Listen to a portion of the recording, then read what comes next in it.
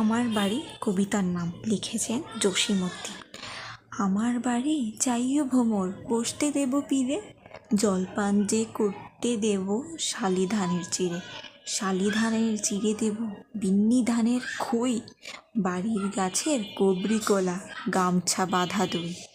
আম কাঁঠালের বনের ধারে শুও আঁচল পাতি, গাছের শাখা দুলিয়ে বাতাস করব সারা রাতি।